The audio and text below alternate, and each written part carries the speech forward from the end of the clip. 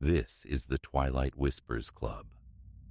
The sky dims, the wind stills, and somewhere between day and night, a story leans in to speak. These whispers aren't loud, but they stay with you. You've been invited. Lean in close and listen.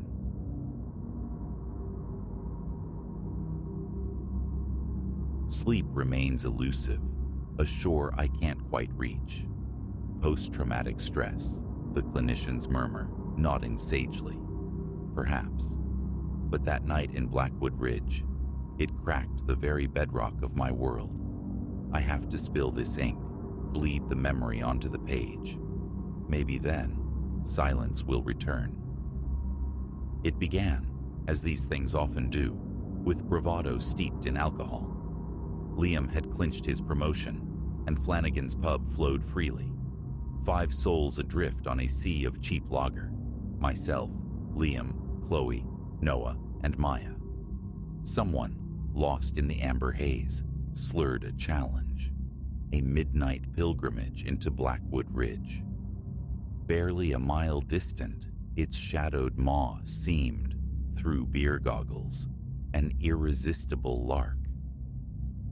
A chill had descended, biting down near 45 degrees as we stumbled toward the trailhead. My phone glowed, 11:47 p.m. Above, a bone-white moon presided, though the dense canopy swallowed its light, leaving only ragged scraps. Our phone beams sliced the dark, feeble swords against the gloom. We jostled, laughter echoing unnaturally loud, mimicking the carefree abandon of youth we'd long since shed. Chloe yelped as Liam feigned a shove. Their mirth bounced between the ancient trunks. Behind them, with Maya and Noah, I heard only the rhythmic percussion of our boots on the path's loose shale. Then, abruptly, the world went quiet, as if a celestial hand had clamped over the forest's mouth. No insect thrum, no sigh of wind through leaves. Even our footfalls seemed absorbed by the sudden profound stillness. Maya halted. "Listen," she breathed. We froze. Silence reigned, until a faint rasp surfaced. Dry, insistent, like claws perhaps, or brittle nails dragged across coarse bark. It emanated from the impenetrable darkness flanking the trail. "Just some night critter," Noah offered, though the tremor in his voice betrayed him. We pressed onward, an involuntary tightening of our formation. The scratching persisted, a phantom companion flitting from port to starboard, sometimes seeming to tread directly in our wake. Each swift turn revealed only empty shadows, and then, rounding a curve choked with ferns, it materialized. The cabin. A squat silhouette against the deeper black of the woods, fashioned from time-darkened logs, its roof bowed like an old man's spine. Roughly 20 feet square, windowless, possessing only a single door hanging askew on corroded hinges. "Impossible," Liam muttered, shaking his head. He knew these woods intimately from boyhood explorations. This is wrong." Chloe suggested a missed turn. I fumbled for my phone, seeking the comforting blue dot of GPS, but found only no service. A ripple of unease. The others discovered their devices, previously brimming with charge, were utterly lifeless. Now the scratching intensified, closer. Simultaneously, a flicker of movement at the edge of our light. Something tall and disjointed slipping between trees. Panic, raw and unreasoned, seized us. Without a word, we bolted for the structure. Liam wrestled the groaning door open on protesting hinges. We tumbled inside, Noah slamming it shut, the sound echoing in the confined space. Our combined phone beams illuminated stark simplicity. Packed earth floor, a lone dilapidated chair, brooding in a corner, and set flush with the ground, a heavy wooden hatch with an iron ring. The air hung thick and wrong, the scent of damp soil overlaid with a cloying, unidentifiable fetor. "Gods, what is this place?" Maya whispered, voice thin. Before reply could form, footsteps sounded outside, measured, deliberate, circling. The ancient log walls seemed to breathe, creaking as unseen weight pressed against them. Then came the whispers. Not human language, not any tongue known to man. Guttural clicks, sibilants that coiled and twisted, phonemes that scraped the ear raw, a multitude of voices drawing nearer, accelerating into a feverish cadence. Chloe's fingers dug into my arm like talons. "You hear it, right? Tell me you hear it." "We have to leave," Noah urged, taking a hesitant step toward the door. Instantly, the whispers ceased. A pregnant pause, 5 heartbeats of absolute silence. Then, wham! Something struck the door with impossible force, vibrating through the floor, rattling our teeth. Noah recoiled. Chloe screamed, a raw tear in the silence. Blows rained down now. On the door, the walls, the sagging roof. The timbers shrieked in protest. A fine rain of dirt and debris sifted down from above. "The hatch!" Liam yelled, already scrabbling at the iron ring sunk into the floorboards. "Give me a hand." Noah and I threw our weight into it. With a tortured groan of wood and rusted metal, it yielded, revealing a dark aperture, roughly 3 feet square, descending via crude wooden steps into blackness. Above, the assault escalated. A rending, splintering sound suggested the roof was being breached. "Go!" I yelled, shoving them toward the hole. "Move!" Chloe scrambled down first, then Maya, then Noah. Liam paused at the lip. "And you?" "Right behind you. Go!" He vanished into the void. I turned to follow, but the shriek of tortured wood stopped me. The main door was buckling inward. Instinctively, I swung my light beam towards it. Through the widening cracks, I glimpsed things. Motion that defied anatomy. Limbs impossibly long, impossibly numerous. And eyes. Clusters of phosphorescent eyes burning in the dark. I practically tumbled down the steps, yanking the heavy hatch closed above me scant seconds before the cabin door imploded with a deafening crash. The steps descended perhaps 15 feet into a narrow earth-walled tunnel. Far ahead, the bouncing beams of the others' lights were already receding. I plunged after them, trying desperately to block out the cacophony from above. The scraping, a high-pitched chittering, the thud of footsteps too heavy and too numerous to be natural. The passage twisted, bifurcated. We chose paths blindly, fueled by adrenaline, stumbling through the oppressive dark. The air grew noticeably colder, the walls transitioning from packed earth to damp, weeping stone. Somewhere ahead, the steady drip of water echoed. Minutes stretched into an eternity before our headlong flight slammed us into cold, unforgiving reality. A dead end. Solid rock sealed the passage. "No," Chloe choked out between sobs. "No, no." We spun around, trapped. The sounds, the skittering, the whispers, were drawing nearer, amplified by the stone confines. Our lights pierced the tunnel behind us, revealing nothing but empty darkness. Yet the whispers eddied around us, frantic, insistent. "Lights out," Liam hissed, his voice strained. "What? Are you insane?" Maya shot back. "Do it. Trust me." One by one, Our feeble beams winked out, plunging us into a darkness so complete it felt solid. I flattened myself against the frigid, damp stone, fighting to quiet the ragged thunder of my own breath. The whispers slithered closer. Now I could smell it. An odor of decay and damp earth, profoundly unsettling. A scraping sound echoed, terrifyingly close, just beyond the unseen bend. I squeezed my eyes shut, a useless gesture in the Stygian black. My heart hammered against my ribs, a frantic drumbeat surely audible to whatever hunted us. The scraping ceased, seemingly right before our faces. I felt a fleeting contact against my cheek, cold, abrasive, like rough bark. I bit down hard on my lip, stifling a cry. A whisper coiled directly into my ear, intimate and chilling. I felt breath on my skin, not warm, but frigid, like air from a subterranean fissure. Then, as suddenly as it began, the presence withdrew. Silence. We remained pinned against the stone, scarcely breathing, for what felt like an age. Eventually, Noah's trembling whisper broke the spell. Gone?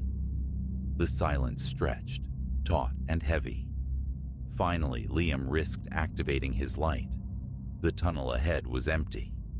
After another 10 minutes suspended in fear, we began the slow, cautious retreat. Disoriented by panic, navigating the branching tunnels took far longer than our descent. At last, we located the crude steps leading upward. Liam ascended first, easing the heavy hatch open a crack, then fully. The cabin stood empty, ravaged. Its door hung in tatters. The walls bore deep, gouged scars, but our tormentors had vanished. We fled then, a desperate, silent sprint back through the oppressive woods, not pausing, not speaking, until the sickly orange glow of streetlights promised a return to the mundane world. The authorities naturally dismissed our frantic tale. A search the following day yielded nothing. No ruined cabin, no hidden tunnel entrance, not even disturbed earth where such things should have been. We rarely speak of it now, the survivors. Noah relocated across the country. Chloe and Maya faded from my life, calls unanswered. Liam remains, a fixture in town, haunted, seeking solace in the bottle. Once, only once, I ventured back into Blackwood Ridge. In the sanity of daylight, I sought the path, the clearing, some tangible proof. If I could just see it again, perhaps I could anchor the memory, cage the nightmares. Futile. The woods guarded their secrets well, but as I turned to leave, defeated, a sound snagged my attention, faint, yet unmistakable. That dry, rasping scratch, and beneath it, like static on a failing radio, the faintest murmur of those alien whispers. I fled. I have not returned to the ridge, yet the ridge sometimes comes to me. In the deepest hours of the night, I wake, convinced I hear scratching from within my own bedroom walls. Pressing an ear to the cool plaster, I strain to decipher the sibilant clicking sounds, that impossible tongue. The doctors prescribe pills, label it trauma's echo. They weren't there. They didn't hear. I set this down, not for belief, but as a beacon. Should you ever wander benighted paths and stumble upon a place that defies memory and map, a structure whispering of decay where none should stand, resist the urge to seek shelter within. Regardless of the terrors that seem to hound your steps, leave that door unopened. For the entities dwelling in the cracks of our reality possess a curiosity, and when turned upon us, it is a consuming, destructive force. Last night, the scratching returned, permeating my walls. But this time was different. Through the maddening chorus of clicks and whispers, one word emerged, chillingly clear, spoken in that inhuman cadence. My name.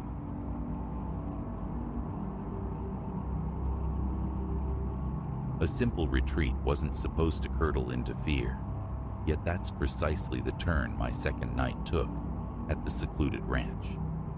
An encounter under the vast, indifferent sky left an indelible mark, something inexplicable born of shadow and silence. I hadn't courted trouble. A lungful of untainted air was all I sought.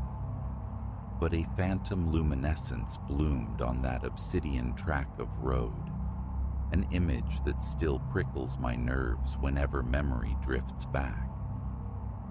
My escape was a deliberate flight from the city's relentless thrum, an invitation from acquaintances, Elias and Clara, offered sanctuary at their ranch, nestled at the terminus of a long, whispering lane.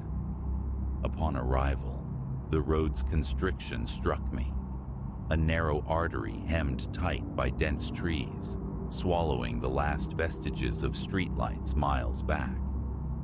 Elias, weathered and welcoming, met me at the front gate in his venerable pickup. I trailed him in my own car, the crunch of gravel under my tires, a stark sound against the quiet as I maneuvered onto a small dirt clearing. It was mid-afternoon, perhaps 3 o'clock, leaving ample daylight for introductions and a tour. The main dwelling, a single-story affair crowned with a covered porch, exuded rustic simplicity. Elias introduced Clara, whose warmth urged me to feel immediately at ease. Their home comprised a modest living space, couch, television, a functional kitchen, and a pair of bedrooms. Mine lay at the hall's end, a bed, a compact dresser, a solitary wooden chair sentinel in the corner. A thin curtain veiled the window. Parting it revealed the wood's encroaching edge, barely 50 yards distant. I shed my travel weariness with my bag, donned a fresh shirt, and rejoined my hosts. Elias proposed a walkabout. We ambled across the property, surveying a small barn leaning slightly to the left, several animal pens, a chicken coop, structures aged and worn, yet possessing an enduring solidity.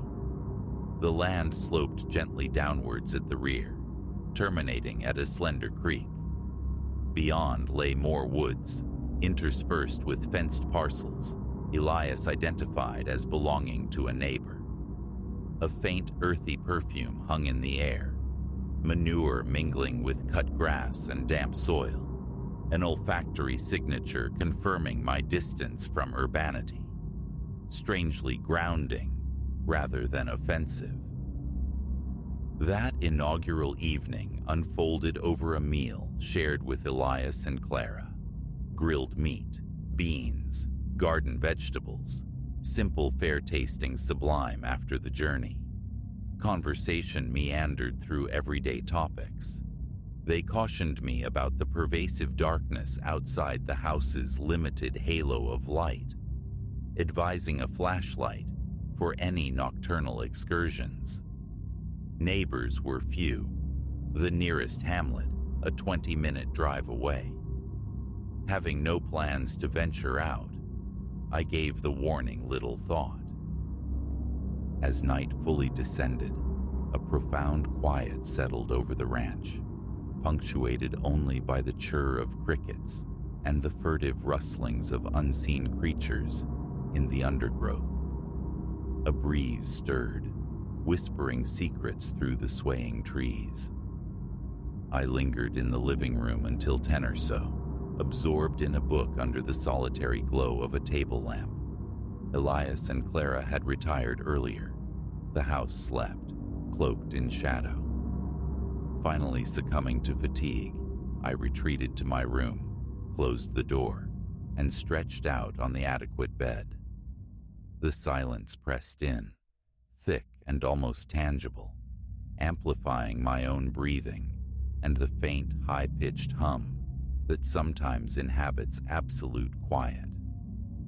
Sleep eventually claimed me.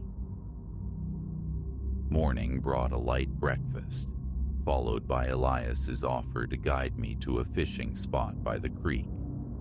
Armed with rods and bait, we descended to the water's edge under a strengthening sun that necessitated a hat and old sneakers.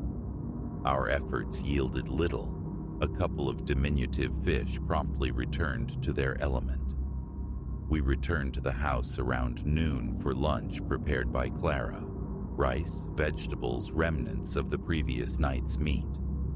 Afterwards, Elias departed for errands in town, leaving Clara to her kitchen tasks. I opted for a solitary exploration, following a dirt path past the barn, curious about its destination. It looped lazily through overgrown grasses before circling back near the chicken coop, revealing a pair of derelict sheds, one with a door hanging precariously from broken hinges, testaments to time and disuse. The afternoon drifted uneventfully.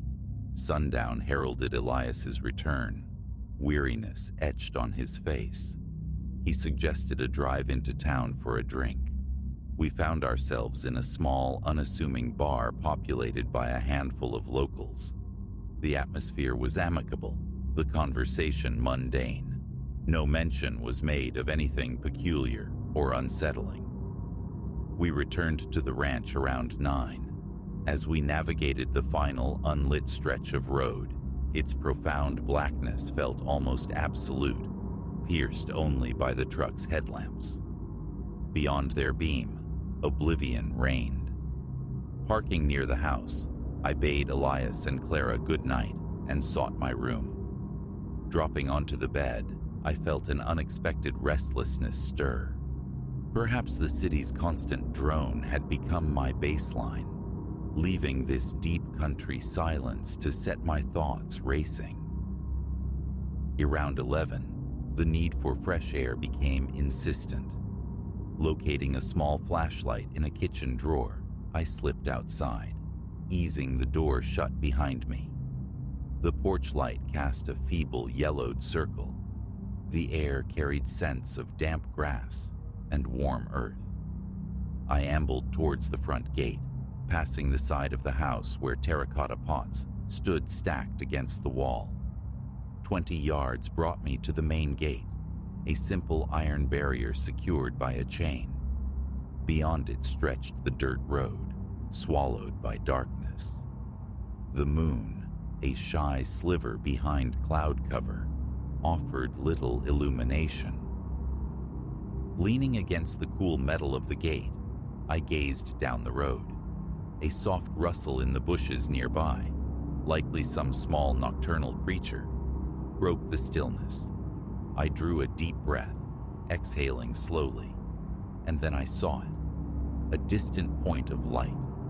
It resembled a single headlamp, perhaps a motorcycle or scooter, a solitary circular beam advancing down the straight, empty road. Yet, straining my ears, I detected no engine noise, no hum, no buzz, no telltale rumble disturbed the low chorus of insects or the sighing breeze in the trees. My grip tightened on the gate. The light advanced steadily, unhurriedly, gliding rather than bouncing as one might expect on the uneven surface. I extinguished my own flashlight, seeking clarity in the gloom. The beam remained constant, unwavering, yet revealed no surrounding form, no silhouette of a rider. Then, after perhaps half a minute more of silent approach, the light simply went out. Not faded, not obscured by a turn I couldn't see. It was present one instant, utterly extinguished the next. Rooted to the spot, I waited, expecting the emergence of someone on foot, perhaps carrying a lantern. The road remained a ribbon of impenetrable darkness. Silence reigned. A cold prickle traced my spine. My heart hammered against my ribs. My mind scrambled for logical explanations, reflections, distant cars on unseen roads, but none fit the stark reality of the isolated track. After another minute or two of tense stillness, I switched my flashlight back on, sweeping its beam fruitlessly up and down the road, then probing the dense tree line, where the light could only penetrate so far. Defeated and unnerved, I retreated towards the house, each step heavy, my gaze darting over my shoulder. Inside, the living room was an island of quietude. I secured the door, flicked off my flashlight, and stood listening in the dark, ears straining against the silence. Only the frantic thrum of my own pulse answered. Eventually, I crept back to my bedroom and lay down. Sleep now, a distant prospect. The question of whether to investigate further warred with a primal urge for safety. I decided against disturbing my hosts immediately, resolving to wait until morning. Sleep remained elusive for at least another hour before finally dragging me under. Over breakfast, I recounted the previous night's observation. Elias met my words with a serious expression, yet devoid of shock. He admitted they'd occasionally witnessed a similar strange floating light on the road. Clara nodded confirmation, recalling a distant sighting a month prior. Elias recounted once venturing out, shotgun in hand, suspecting trespassers or pranksters, but finding nothing and no one. The source remained a mystery. Neighbors, he added, had spoken of a lantern light seen at night, one that moved as if carried, yet vanished upon approach. Explanations eluded everyone. A chill permeated my initial unease. Had they ever heard footsteps, I asked, or seen a figure associated with the glow? Elias shook his head. Only the light itself was ever observed. Clara confessed her disquiet, theorizing about reflections or errant beams from faraway vehicles, while simultaneously acknowledging the illogicality given the terrain and isolation. No hills, no reflective surfaces, just woods and the empty road. That day, I attempted normalcy, assisting Elias with mending fences and feeding the animals. But the spectral light occupied a persistent space in my thoughts. I declared my intention to watch for it again that night. Elias offered his tacit permission, but expressed reluctance to join, admitting the phenomenon unsettled him, the prospect of waiting in the dark for the inexplicable holding no appeal. His honesty was understandable. I promised to report any recurrence. Evening brought an early dinner. Elias retired around 9, Clara shortly after. I remained, pacing the living room, the ticking of an old wall clock marking time, my anticipation mounting. By 10, the suspense was unbearable. I had to know if the light would return. Donning a light jacket against the night air, which felt cooler than the previous evening, I retrieved the same flashlight and stepped outside. A faint breeze raised gooseflesh on my arms. I walked back to the gate, placed my hand on the familiar cold iron, and peered down the road into absolute blackness. Switching off my light, I waited. My eyes gradually adapted, discerning the faint sprinkle of stars against the dark canvas, though moonlight remained scarce. The wind whispered through the trees, carrying the scent of damp leaves and earth. Each exhalation seemed to tremble slightly in my chest. "Stay calm," I admonished myself. Minutes stretched, then again, a nascent glow in the distance. I squinted, trying to resolve it into something mundane, a vehicle. It brightened, coalescing once more into that distinct, solitary beam. And again, the profound silence. No engine, no sound beyond the night's natural murmur. My mouth felt dry. My palms grew slick against the gate. The light drifted closer, maintaining its unhurried pace. I held my ground, my heartbeat a frantic drum against my ribs, loud enough, it seemed, to echo off the metal bars. Closer it came, a luminous disk suspended in nothingness, offering no clue to its source. Then, precisely as before, it blinked out, vanished. The road plunged back into utter darkness. I stared intently at the spot where it had been, searching for movement, a lingering shape, the crunch of retreating footsteps. Nothing. A choked cry lodged in my throat, a demand for answers I couldn't voice. Instead, I thumbed my flashlight back on, its beam slicing into the void, illuminating maybe 10 feet of dusty track before dissolving into black. No tracks, no sign of passage. Impulsively, I unlatched the gate, the chain rattling loudly in the stillness, and stepped onto the road itself. My shoes crunched on the gravel. Tingling with apprehension, I walked a few yards in the direction the light had come from, scanning the dense roadside thickets, half expecting an ambush.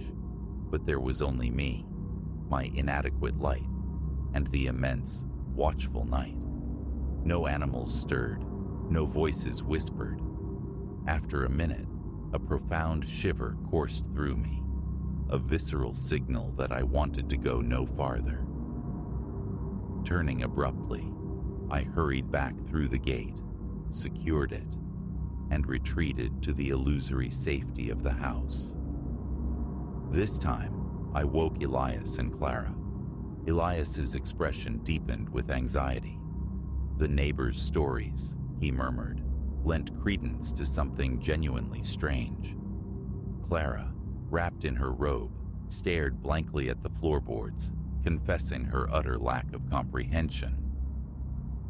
We sat together in the living room for a time, the clocks steady, ticking the only sound in the tense quiet, searching for explanations that refused to surface. Eventually, we dispersed back to our beds. The remainder of my stay was shadowed by unease.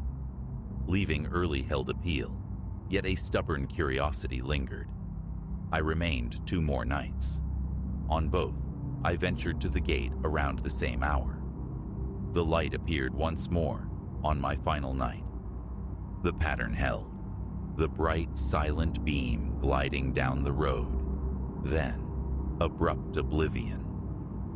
No sounds, no figures, no answers. After packing my car and exchanging farewells, Elias asked me to contact him should I ever uncover the truth behind the light. A promise easily made, impossible to fulfill. Driving away, I briefly spoke to a neighbor working near the road's entrance. He acknowledged the light readily, dismissing it as likely some prankster with a powerful flashlight, though admitting no one had ever caught the perpetrator. It caused no harm, he shrugged, just unnerved those unfamiliar with its appearances. As I drove away from the ranch, the rearview mirror reflected an ordinary dirt road, basking in the morning sun, betraying nothing of the night's mysteries. Yet, a persistent knot resided in my stomach, a tightness that remains even now. It defies explanation. I feel certain it wasn't merely a headlamp. Its silence was too complete, its disappearance too clean. My rational mind insists on a mundane cause, Elaborate hoax, peculiar reflection, some tangible answer waiting to be found.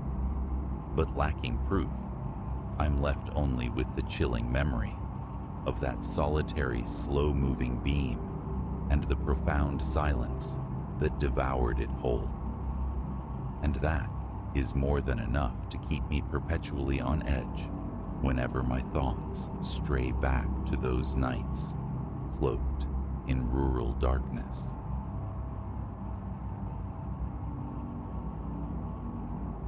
Not the wind, that rasped, that sighed. This was a clawing, a dry insistence against the glass. Outside, the pines stood like petrified sentinels under a bone-white moon, their stillness absolute, skeletal branches frozen, mid-reach towards indifferent stars. This sound was volition, sharp and rhythmic, growing bolder in the profound hush. Ilara had sought refuge here, in this timbered sanctuary, fleeing the city's ceaseless clamor for a draught of quiet. Now, rigid in bed, senses straining against the oppressive silence, she understood its fragility, how utterly it could be shattered. Only yesterday, this sanctuary had welcomed her. Sun-drenched timbers, the perfume of resin hanging thick and sweet in the air.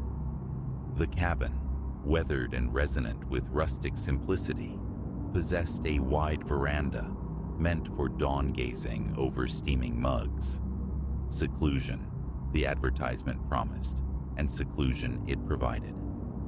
Miles insulated her from the nearest soul, leaving only the vast, breathing forest and the intermittent trill of unseen birds.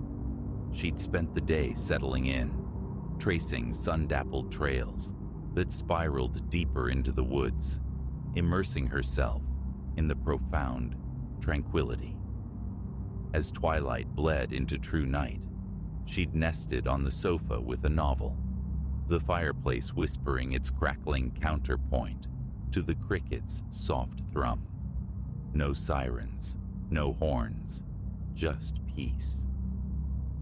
It wasn't until the house settled around her, readying for sleep, that the first tremor of unease arrived, a prickling awareness along her nape, the distinct sensation of being observed. Paranoia, she'd scoffed, a city dweller's phantom limb. She was utterly alone. Nothing lurked in these ancient woods. But now, adrift in the dead hours, that feeling surged back, amplified tenfold. The scraping ceased. Silence pulsed, then fractured. Crunch. Gravel surrendered under unseen weight outside the window. Ilara held her breath, her heart a frantic drum against her ribs. An animal, perhaps? A foraging deer? A wandering bear? Such creatures roamed these parts, didn't they? The footfalls commenced a slow, methodical circuit of the cabin. They paused beneath each window, a deliberate inspection, and Ilara fancied she could hear, or perhaps only imagined, the rasp of labored breath against the chill night air.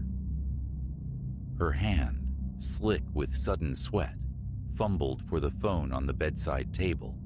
It nearly slipped from her grasp. Mocking emptiness stared back from the screen.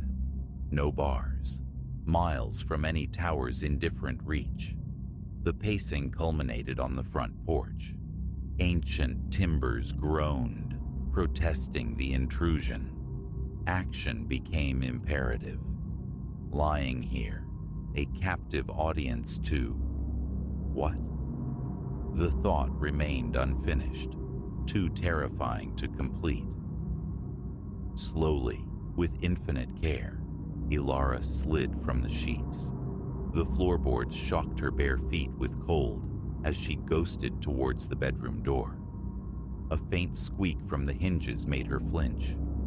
Moonlight, stark and silvery, flooded the main room, transforming familiar furnishings into looming unfamiliar shapes.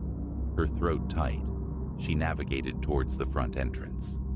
There, incongruous in an umbrella stand, waited a length of ash, a baseball bat she'd noted earlier with mild amusement. Now, its smooth, weighted presence felt like a small anchor in the rising tide of her fear. Stillness reclaimed the porch, a deceptive, heavy calm. Had it retreated? Had the night conjured phantoms from her solitude? She pressed her ear against the solid wood of the door, straining. Nothing but the frantic pulse in her own ears. As she began to turn away, relief warring with suspicion, she heard it.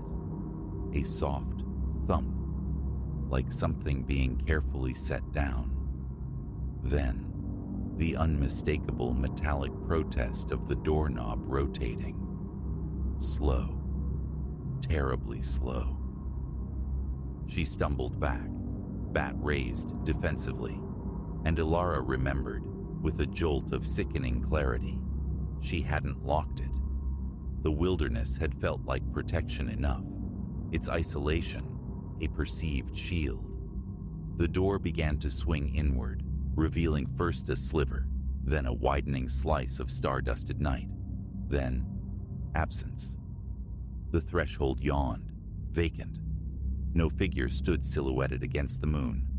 Ilara remained frozen, bat held high, staring into the empty maw. The crickets had fallen silent. The entire forest seemed to hold its breath. After an age measured in heartbeats, she cautiously lowered the bat. A terrible compulsion drove her forward. She had to know. She edged onto the porch, the night air raising gooseflesh on her arms. Left, right. Only shifting shadows and lunar luminescence. She was about to retreat back inside when her gaze snagged on impressions near the edge of the planks.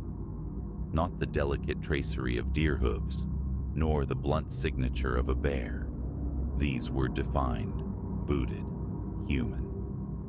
Large, freshly pressed into the damp earth beside the porch steps. Her breath hitched. Her eyes traced their path, originating from the shadowed tree line, ascending the steps, traversing the porch, leading directly, impossibly, to her bedroom window. A strangled gasp escaped her. Fumbling, she activated her phone's flashlight. Its stark beam sliced the darkness, illuminating the cabin's flank. There, below the sill where the scratching had occurred, were more prints, and something else. Long, gouging scratches, marring the wood, splintered and deep. Reality crashed in, cold and sharp. This was no phantom.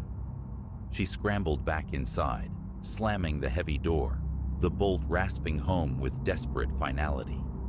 A frantic scramble ensued, clothes pulled on haphazardly over pajamas, feet jammed into hiking boots. As her trembling fingers closed around her car keys hanging by the door, she heard it again. Footsteps on the porch. Not stealthy now. A heavy, frantic pounding. She lunged for the rear exit, wrenching it open and plunging into the black, tangled embrace of the woods. Behind her, the crashing pursuit, the ragged sound of labored breathing closing the distance. Branches clawed, roots tripped. She ran on pure adrenaline, lungs searing, bursting finally onto the moonlit gravel track where her car waited, a metal shell of salvation. Keys scraped against the lock, sweat-slick fingers betraying her haste. Behind her, the undergrowth erupted. A shape, tall and broad-shouldered, solidified at the tree line just as she flung herself inside. The engine roared to life. A prayer answered. Tires spat gravel as she accelerated violently. A fleeting image burned into her rearview mirror.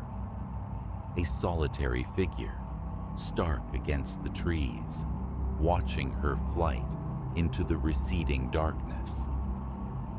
The highway lights were alien, beautiful beacons. She drove until dawn, painted the sky with bruised colors, the city's familiar cacophony, a discordant balm upon her frayed nerves. She never filed a report. Who would lend credence to such a fevered tale? Proof lay only in the frantic pounding of her own heart, the lingering scent of pine and fear. Yet, in the quiet hours, when the urban wind sighs against her apartment window, mimicking the whisper of deep woods, the memory surfaces, the clawing at the glass, the deliberate tread on the porch, the shadow shrinking in the mirror. What entity haunted those woods? What silent hunger drove it towards her light? That cabin remains, surely, nestled in its deceptive peace. And Ilara knows, with chilling certainty, that the thing which waits in the shadowed heart of the forest is patient. It watches for the next soul, seeking solace, the next unlocked door, the next dismissal of that primal whisper warning, "You are not alone." Some monsters breathe, some monsters leave tracks.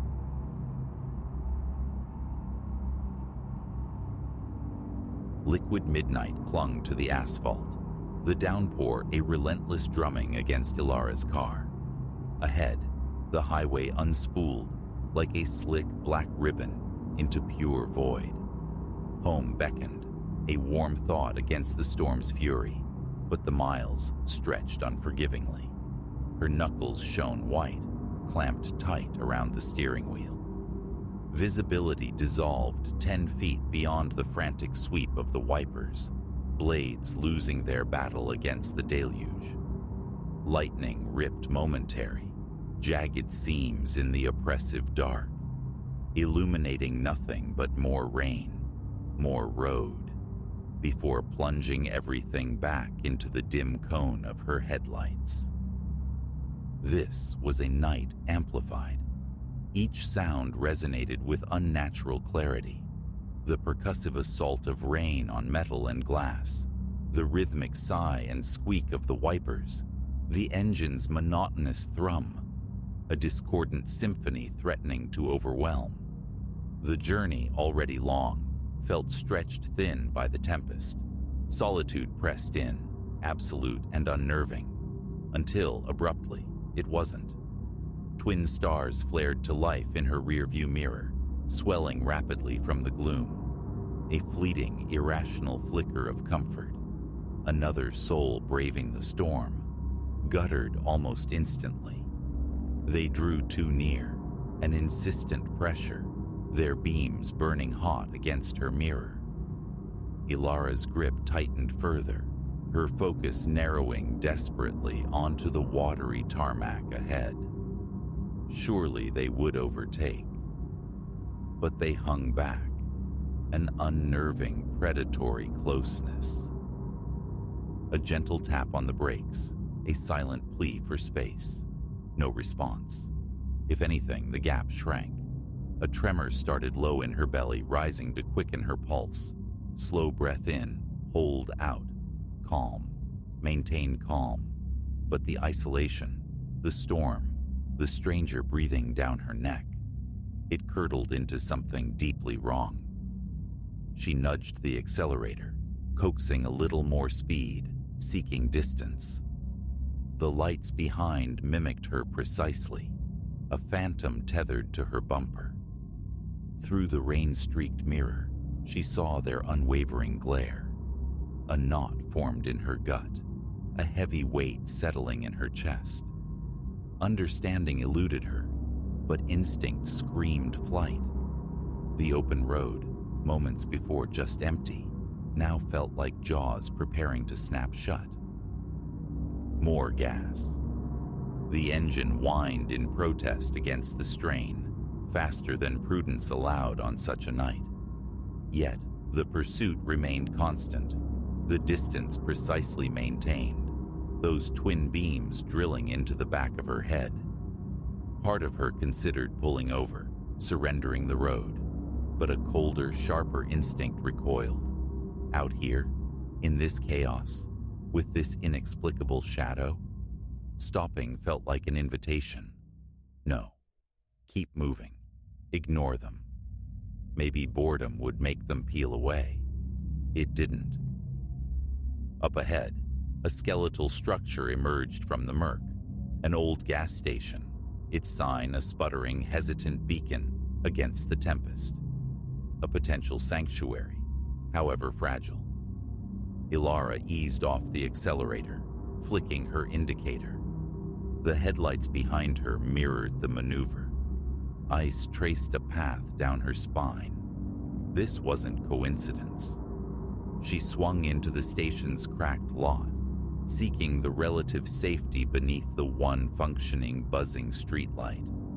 The other car followed, pulling into a space nearby, not adjacent, but close enough to feel watched. Deep breath, stay rational. Maybe they just needed fuel, a flimsy hope, easily dismissed. Through the smeared rear window, she watched. No one emerged. Two indistinct shapes sat within, oriented towards her.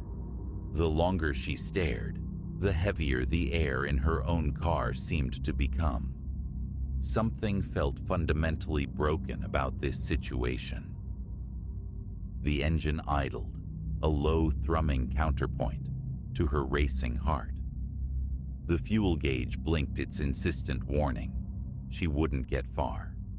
Trapped between the need to refuel and the fear of exposure. Wallet and phone secured in her pocket, she pushed the door open, instantly assaulted by the cold, driving rain. Head down, she hurried to the pump, fumbling with her card, urging the fuel to flow faster. Her gaze kept flicking towards the silent car. The driver's window was down a fraction. A subtle movement within sent prickles across her skin. The pump clicked off. Nozzle replaced, cap secured. She scrambled back into the driver's seat. The click of the locks a small, hollow comfort. No looking back now. Just leave. But as the transmission engaged, her headlights swept across the other vehicle, illuminating a figure stepping out. Tall, dark rain slicker, hood shadowing the face, staring directly at her. Her heart hammered against her ribs. Grip the wheel. Drive. Back onto the highway, a prayer on her lips that it was over. A glance in the mirror shattered it. The headlights were back, closer, more menacing than before. She swallowed hard, fighting to keep her eyes on the treacherous road, but her mind spun. Why? What could they possibly want? She pushed the car harder, tires momentarily losing purchase on the slick surface before biting again. Faster, faster. But they matched her effortlessly, those lights a constant burning presence in her mirror.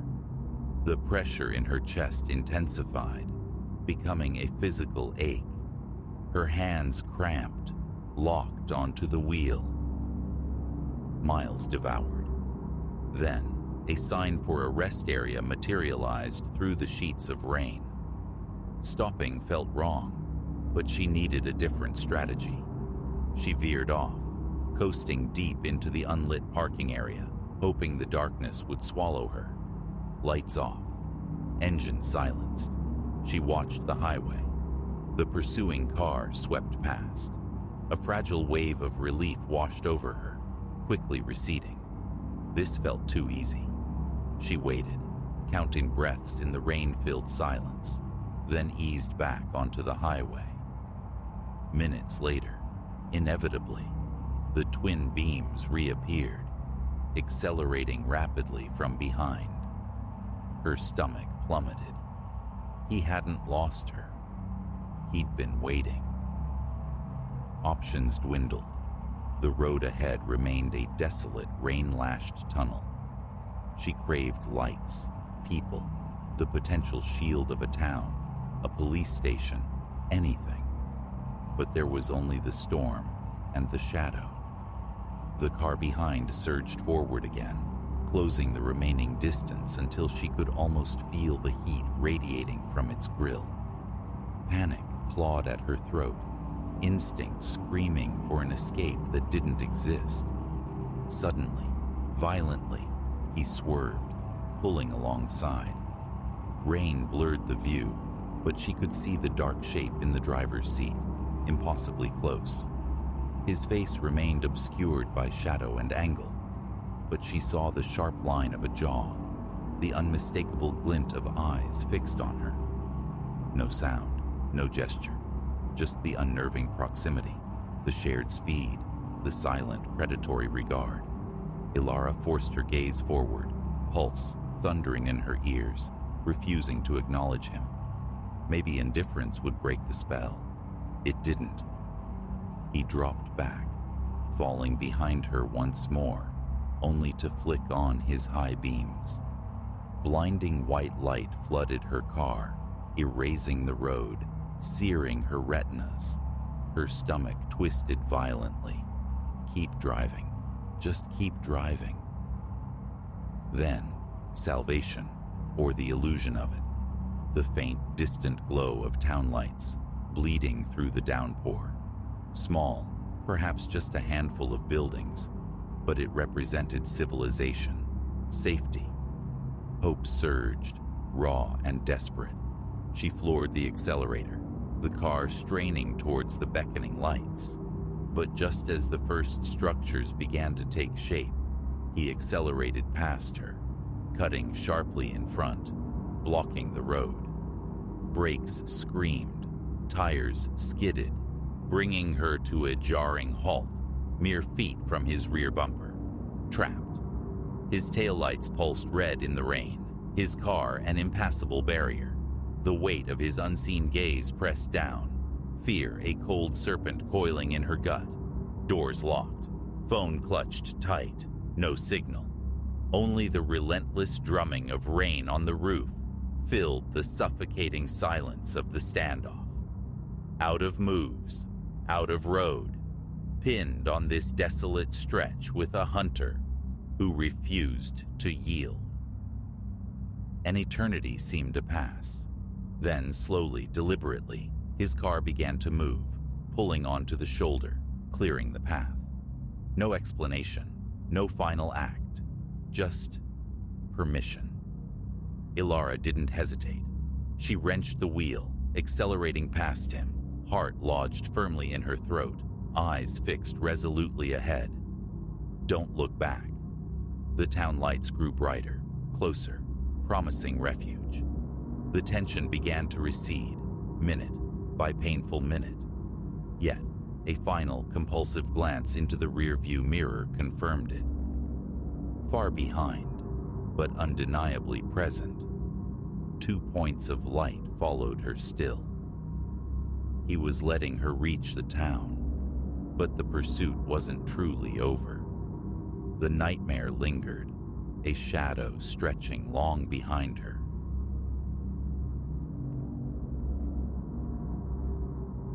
The ancient farmhouse materialized from the tempest, a solitary flicker against the storm's oppressive canvas.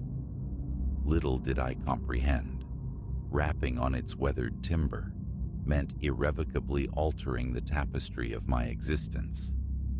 Rain hammered the windscreen, a frantic percussion only marginally subdued by the wiper's desperate ballet.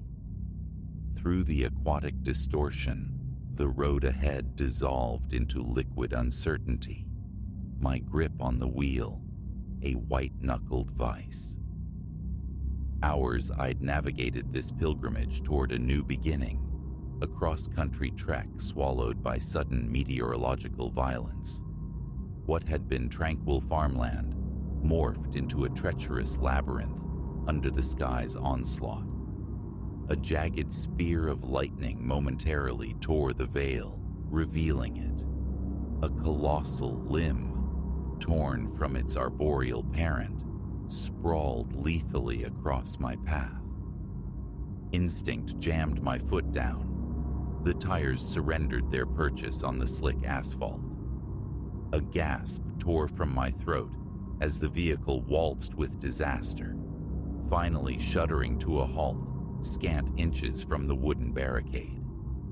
Air returned to my lungs in ragged bursts, adrenaline singing a high, frantic note in my veins. Proximity to oblivion. Reverse gear engaged, a prayer for retreat offered, but the engine merely coughed, wheezed, and expired.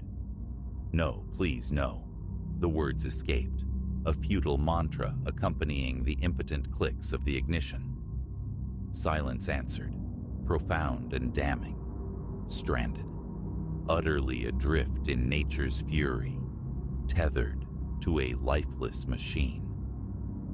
My phone, clutched like a talisman, offered only the stark, indifferent glyphs. No service. Another celestial flash, briefer this time, pinpointed a distant luminescence filtering through the skeletal trees. A dwelling. Hope, fragile yet fierce, ignited within me. Shrugging into my raincoat, a flimsy shield against the deluge, I braced myself and plunged into the maelstrom. The rain, glacial and insistent, seeped through fabric, plastering clothes to skin. Mud, thick and greedy, claimed my shoes with each laborious step, while the wind shrieked, whipping strands of hair across my vision as I navigated toward that faint, beckoning glow. Minutes stretched into an eternity before I reached a rustic boundary fence. Beyond it, the farmhouse stood sentinel, its windows radiating a warm, buttery light against the tumultuous night. Relief, sharp and overwhelming, brought tears stinging to my eyes. I hastened up the groaning porch steps, arms wrapped tight against the penetrating cold, and knocked, whispering, "Be home, please. Someone be home." The door groaned inward, revealing an elderly woman whose silver hair, gathered in a prim knot, seemed to capture the scant light. An apron, printed with faded blossoms, covered her simple frock. "Oh, you poor soul," she exclaimed, her gaze sweeping over my drenched state. "Quickly, come inside, escape this dreadful weather." Gratitude surged as I crossed the threshold, instantly cocooned in warmth and the comforting aroma of baking bread. "Thank you truly," I managed, teeth chattering a frantic rhythm. "My car, it gave out down the road. I hoped perhaps I could use your telephone." "Of course, child," the woman soothed, securing the door against the storm's intrusion. "I'm Agnes, and this," she indicated an older man emerging from an adjacent room, drying his hands on a cloth, "is my husband, Silas." "A pleasure," Silas rumbled, his tone gruff, yet lacking malice. "Vicious night for travel." Introducing myself as Ilara, I recounted my predicament. While I spoke, Agnes bustled about, procuring a thick towel and guiding me toward the hearth's welcoming blaze. "Afraid the storm's taken our lines down too," Silas admitted with a note of apology. "But you're welcome to shelter here till morning light. We can take you into town then. See about your vehicle." A flicker of hesitation. Accepting lodging from strangers felt precarious, yet the alternative was unthinkable. "That's incredibly generous," I conceded. "I truly appreciate your kindness." Agnes beamed, a network of fine lines crinkling around her eyes. "No trouble whatsoever, dear. Now, let's find you something dry. I'm certain I have just the thing." She guided me upstairs to a compact guest room, its walls papered in a pattern of faded roses. A handmade quilt adorned the bed, promising solace. From a wooden dresser, Agnes produced a nightgown and robe. "These ought to serve," she offered.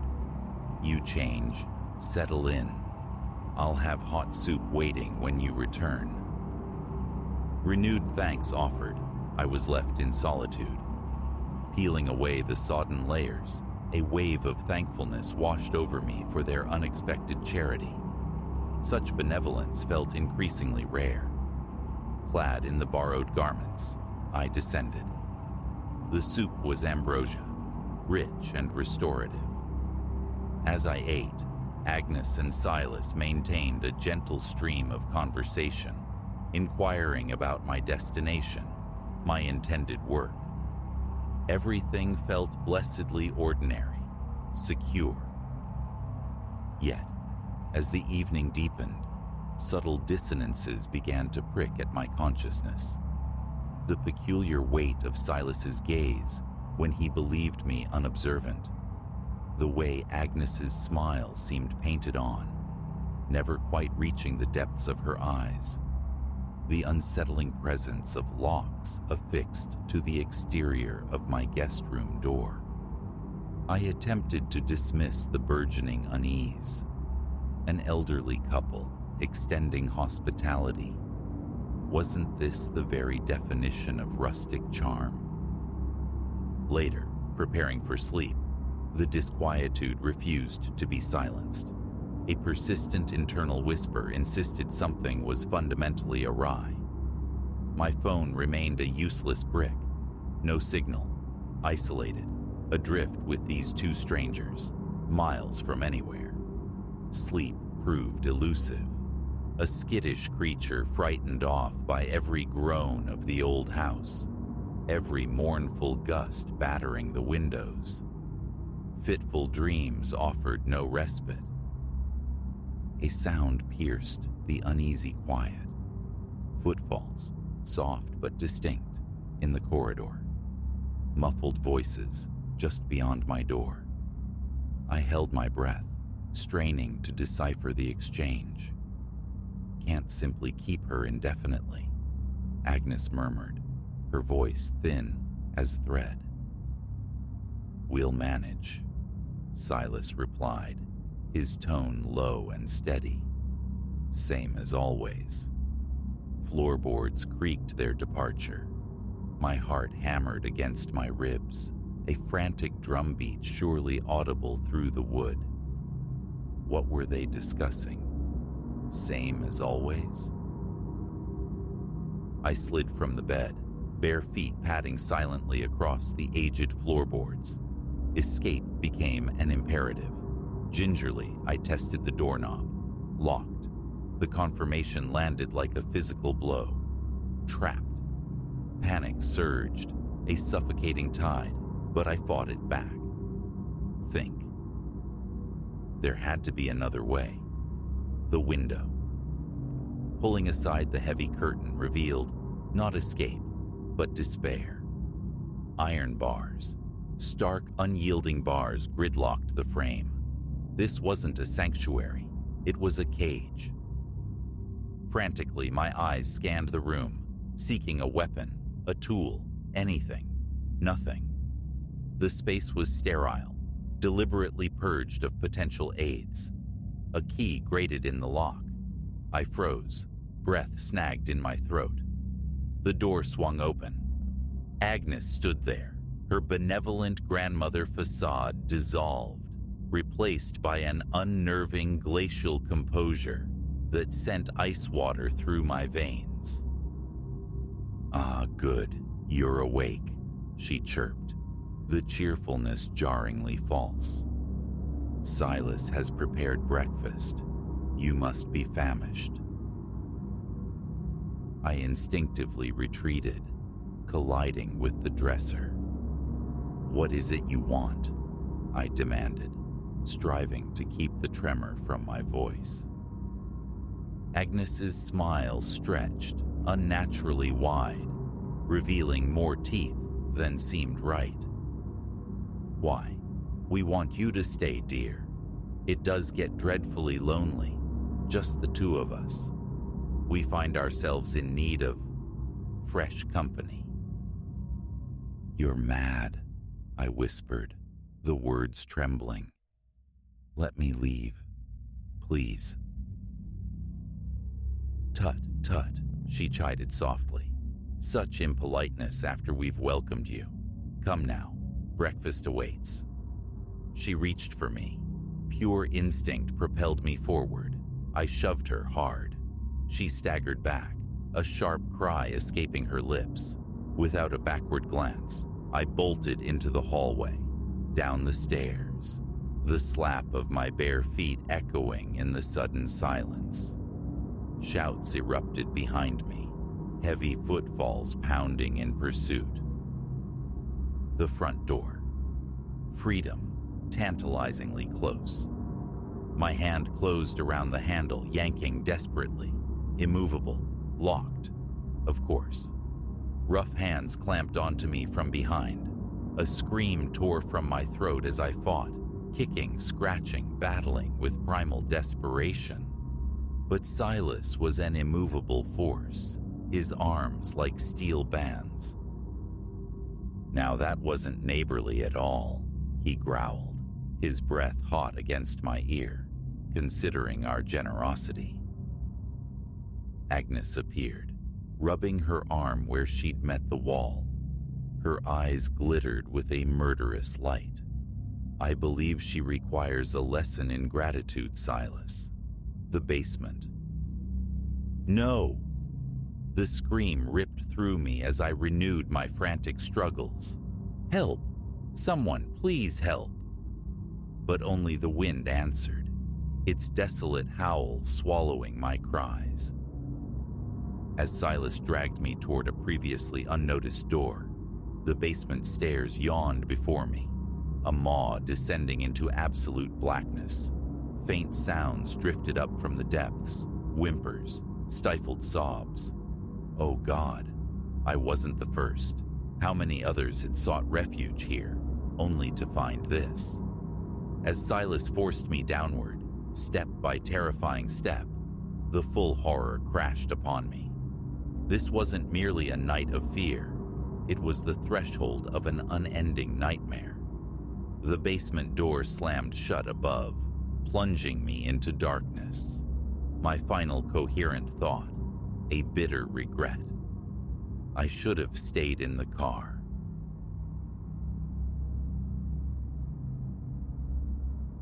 The instant the bell above the door chimed its final lonely note for the night, a dissonant chord struck the air within the Comet Diner.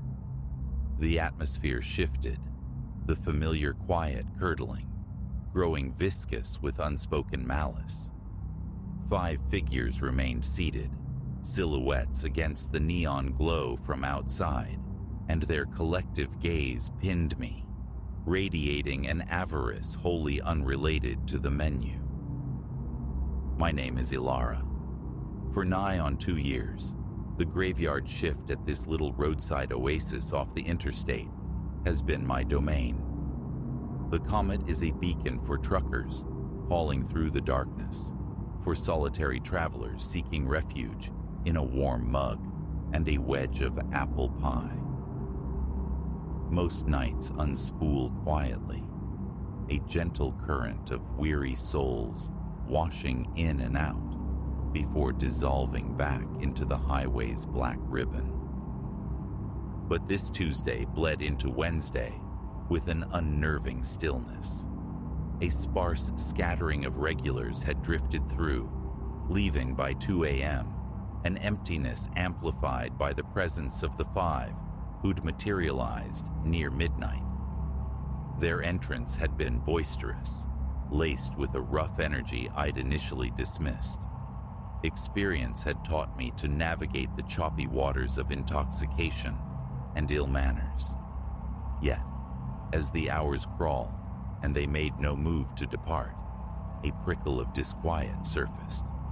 Something felt fundamentally skewed about them, a low hum of predation that resonated deep in my bones.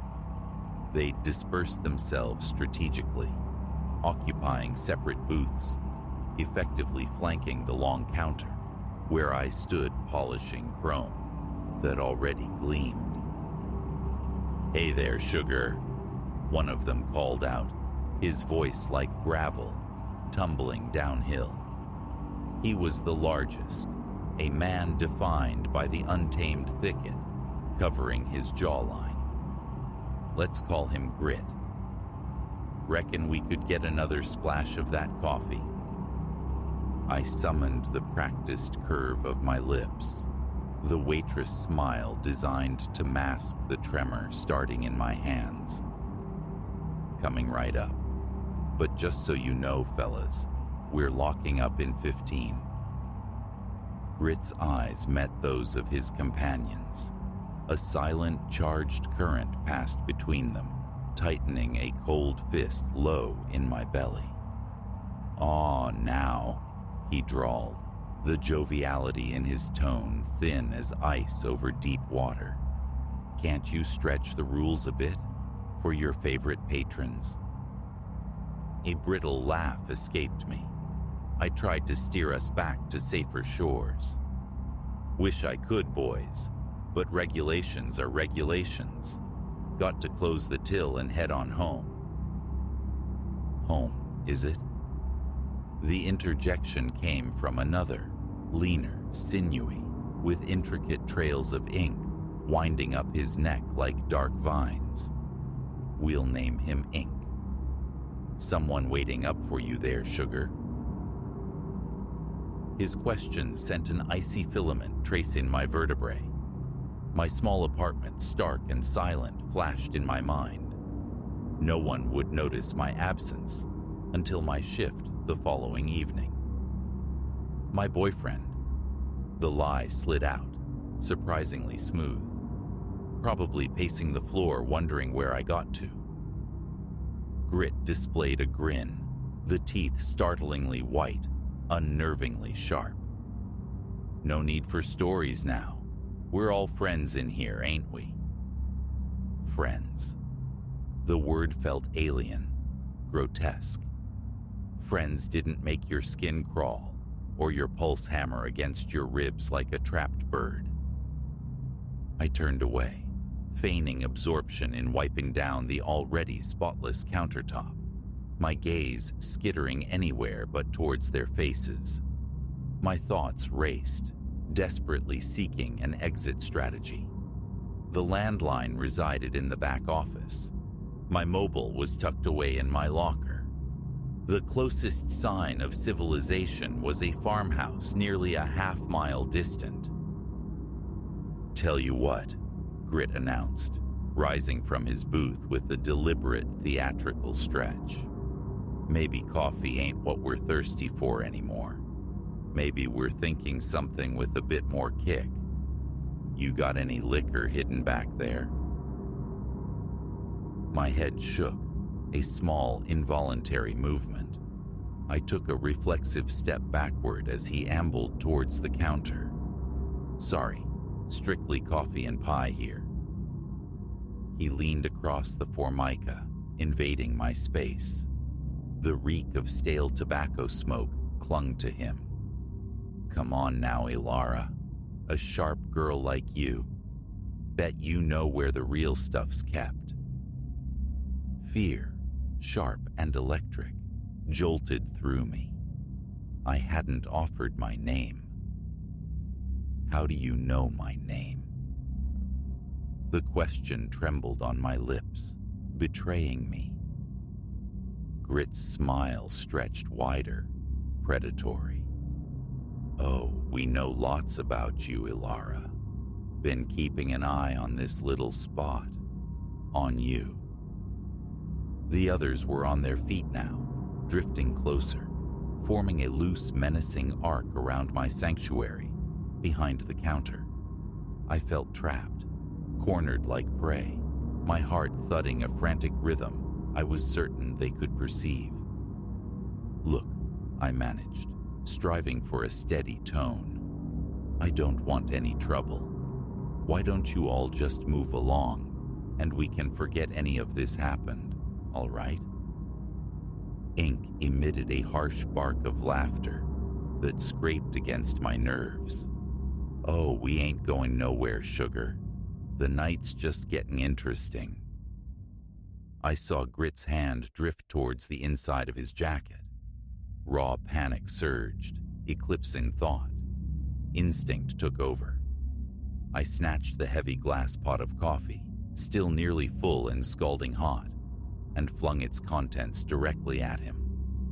A guttural howl tore from his throat as the dark liquid seared his face and chest. I didn't linger to witness the aftermath. In one fluid, desperate motion, I vaulted over the counter, landing awkwardly, but scrambling instantly towards the back office. Behind me erupted a cacophony of curses, the crash of furniture overturning as they gave chase. My fingers, slick with sweat and shaking uncontrollably, fumbled with the deadbolt on the office door. It clicked into place just as a heavy impact slammed against the wood from the other side. "That was a mistake, Ilara." Grit's voice snarled, distorted with fury. "Now you're gonna learn some manners." I lunged for the old beige telephone on the desk, stabbing frantically at the numbers. 911. Please answer. 911. State your emergency. The operator's calm voice was an anchor. A sob almost escaped me. "Help me," I choked out. "Comet Diner, Highway 16. There are men. They're trying to break in. They're going to..." Silence. The line went utterly dead. My horrified gaze dropped to the phone, then followed the cord snaking towards the wall. It dangled loosely, severed cleanly from outside the office. The assault on the door intensified, punctuated by the sickening crack of splintering wood. It wouldn't hold much longer. Think, Ilara, think. My eyes darted wildly around the cramped space, searching for any potential weapon, any escape. They snagged on the small, high window near the ceiling, barely large enough to accommodate a person, grimed with years of neglect, but my only conceivable path. I shoved the heavy metal desk across the floor, its legs screeching in protest, creating a precarious platform. The window sash was fused shut, sealed by layers of ancient paint. Behind me, the door groaned, beginning to buckle inward. With a final desperate surge of adrenaline, I threw my shoulder against the frame. The latch gave way with a sharp pop. Hauling myself upward, I wriggled and fought my way through the narrow aperture. Fabric ripped as my shirt snagged on an exposed nail head. Then I was falling, tumbling out onto the sharp gravel bordering the back of the diner. The impact stole my breath, but terror was a merciless goad. I scrambled upright, the bite of the stones ignored. Shouts erupted from within the diner. They'd realize my escape route in moments. I ran with a desperation I hadn't known I possessed, my breath tearing raggedly in my throat, the sharp gravel slicing at my bare feet. The highway stretched before me, an empty, indifferent expanse under a starless sky. No headlights offered salvation. The nearest town felt a lifetime away. From behind, the slam of the diner's rear door echoed ominously. "There she is," Ink's voice sliced through the night air. I swerved instinctively off the pavement, plunging headlong into the adjacent field. Tall, dry grasses clawed at my face and arms as I thrashed through the darkness. I could hear them pursuing, their heavier footfalls, their strained breathing, a terrifying soundtrack urging me onward. Time distorted, stretching into an agonizing eternity with each labored step. My legs burned, turning to lead, My chest felt ablaze. Stopping wasn't an option. Just as exhaustion threatened to pull me under, a flicker appeared in the distance. Lights. A house. Summoning a reserve of strength I didn't know existed, I poured every last ounce of energy into a final sprint towards that beacon.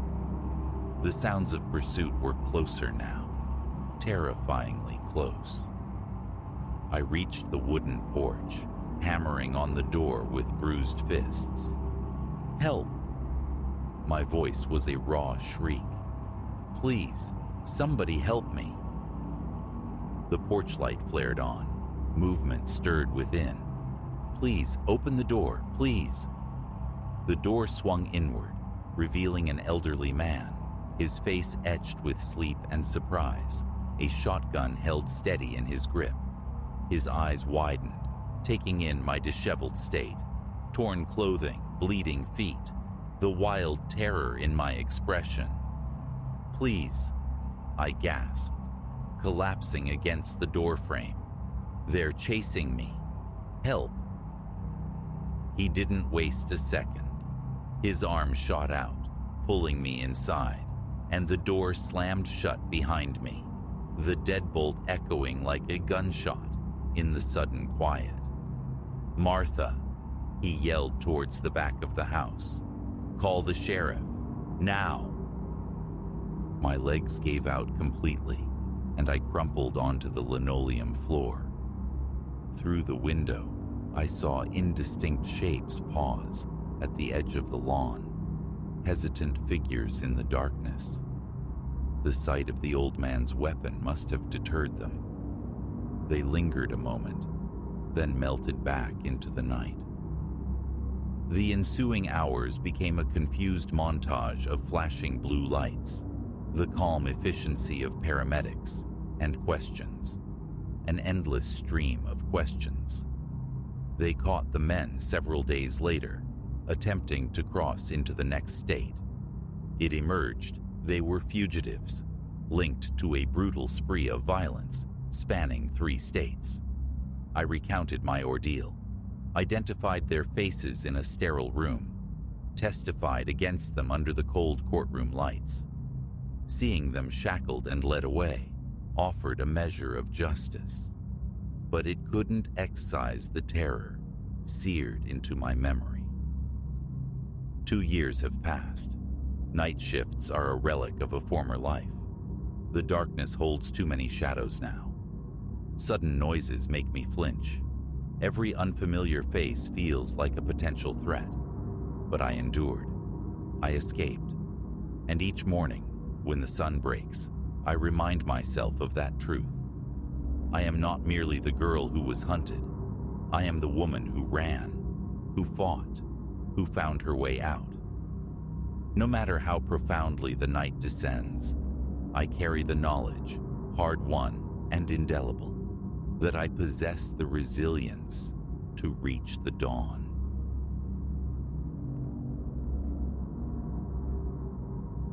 My apartment, once a sanctuary conceived in glass and light, had become a place I barely recognized, a space that seemed to hold its breath whenever I entered. I'd festooned the walls with mirrors, seeking luminescence, an illusion of expanse. They'd obliged, dutifully reflecting the mundane furniture, the city light carving through the windows. But the openness they offered had curdled into exposure, and the light they captured now seemed to illuminate something meant to remain hidden. One evening, the periphery of my vision snagged on an impossibility reflected in the tall-looking glass by the doorway. Beside my own familiar shape, another flickered, a phantom echo. It danced there for mere heartbeats, then winked out. I remained rooted, the frantic pulse in my throat a deafening drum against the sudden silence. Logic scrambled for purchase, a trick of the fading light, exhaustion painting specters onto polished surfaces. Yet, the chill blooming across my skin, the tightening knot in my chest, whispered a colder truth. I hadn't been alone in the glass. My name is Silas. I'm 32, a solitary cartographer of digital landscapes, freelancing graphic design from the quiet altitude of my 10th floor flat. My existence is unassuming, a rhythm of keystrokes and solitude. The apartment reflects this, tidy, functional, save for the persistent monument of unpacked boxes huddled in one corner. The main room holds a simple sofa perpetually aimed at the wall-mounted television, and surrounding it, flanking corners, hanging starkly, leaning casually, are the mirrors. Variously framed in dark wood or minimalist metal, they were my attempt to double the daylight, to counterfeit space. Now, their collective gaze felt unnervingly like surveillance. It began, truly began, a few nights past. I was navigating the low-lit path to the kitchen, thirst pulling me from my screen. My form drifted across the surface of the large mirror mounted behind the sofa, and there it was again. Not a shadow, but a presence superimposed onto my reflection. A figure shaped like mine, yet subtly wrong, as if captured on overexposed film. Its face mirrored my own contours, but the eyes held a disturbing liquid darkness, shimmering with an alien light. Ice traced its way down my spine. My breath hitched, the air thickened, every muscle tensed, anticipating. What? Then, as abruptly as it had materialized, it dissolved, leaving only my solitary, startled image staring back. Hesitantly, I approached the mirror, a tremor in the hand I pressed against the cool frame. My heart hammered against my ribs, a frantic bird trapped within. Minutes stretched as I scanned every inch of the reflected room, every shadow, every angle. Nothing. Just Silas, hair askew, eyes wide with a fatigue that now felt deeper than lack of sleep, etched with worry. I flicked the overhead switch, flooding the room with harsh clarity. Still only me. A ridiculous urge surged, to rip the offending object from the wall, to shatter its silent judgment. But the sheer absurdity held me captive. Shadows, I told myself fiercely. Tired eyes playing tricks. I extinguished the light, scrubbed a hand over my face, and forced myself towards the bedroom, the phantom tension clinging to me like a shroud. Morning found me hollowed out, the memory of that aberrant reflection replaying behind my eyes. I subjected the mirror to a thorough, almost forensic examination. The dark wood frame was solid, the glass flawless. Windows remained sealed against any deceptive breeze. In the unforgiving light of day, it was just an object, inert and ordinary. I shifted my weight, peered from different angles, left, right, closer, farther. Only my own unremarkable self looked back. I even flattened my palm against the surface, half expecting some textural anomaly, some vibration. It remained cool, smooth, utterly passive. Work demanded attention. A client awaited a series of digital compositions. A deadline loomed like a guillotine. But my focus fractured. My fingers stumbled on the keyboard. My gaze kept drifting, snagging on the small mirrored panel hung near my desk, a piece I'd never consciously registered before. Now, it pulsed with potential menace. I watched it from the corner of my eye, a knot of dread tightening with every peripheral flicker, anticipating the return of the impossible. Hours bled away in this state of suspended anxiety, yet nothing untoward appeared. As I finally exported the finished project, relief warred with a creeping suspicion. Perhaps it had been nothing more than a vivid, stress-induced hallucination. That night, the illusion of normalcy shattered again. I stood in the bedroom, performing the mundane ritual of brushing my teeth before the mirror inset into the closet door. Spitting foam into the basin, rinsing, I lifted my head.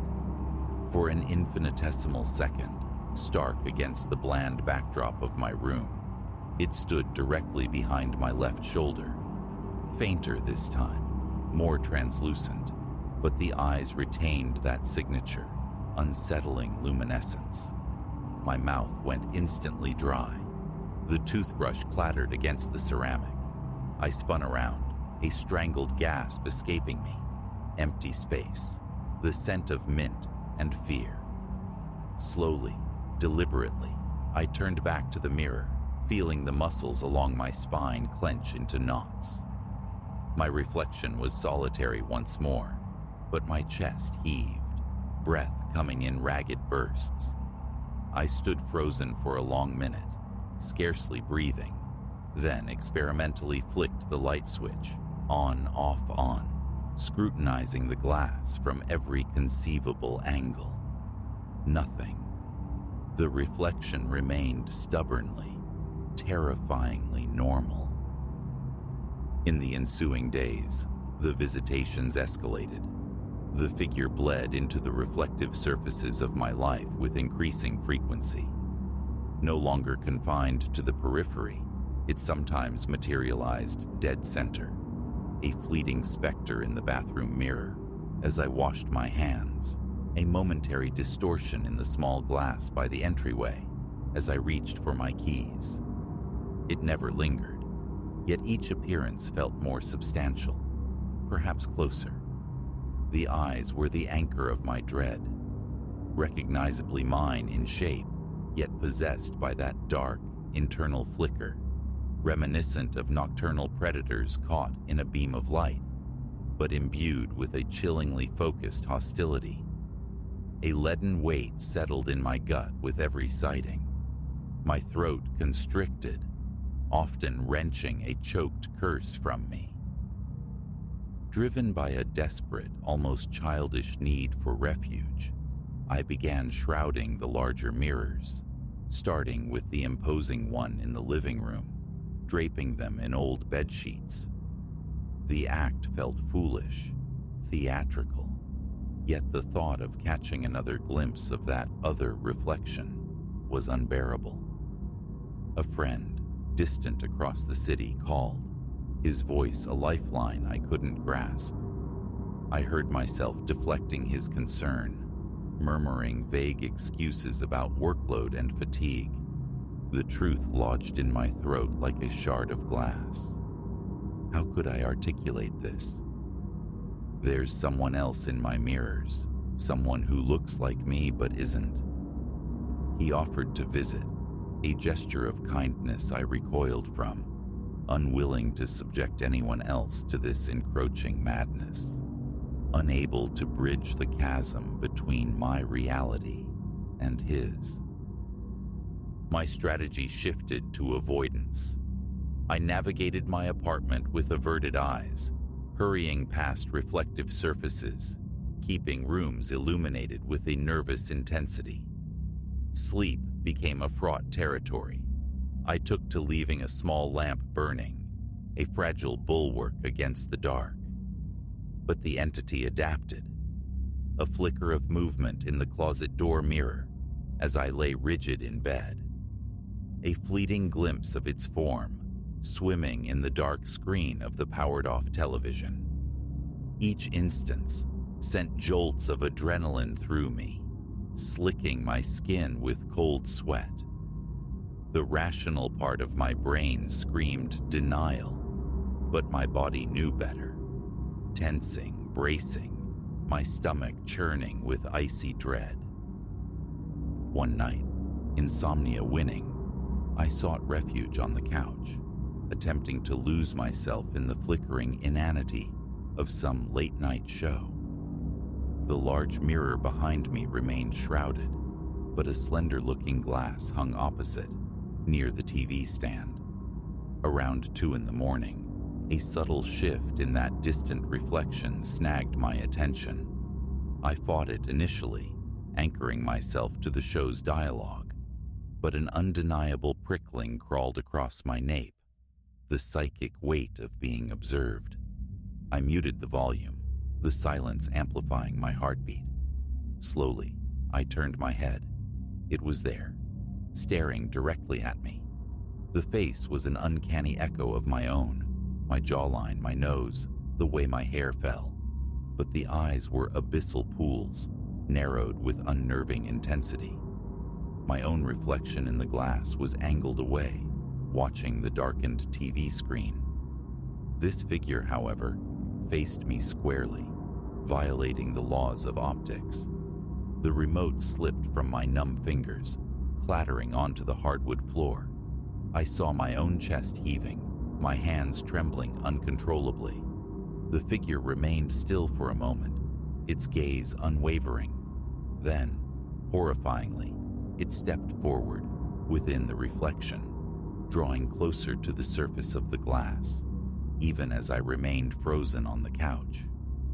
A strangled gasp tore from my throat as I scrambled backward, tumbling off the sofa in a tangle of limbs, grasping at cushions to break my fall.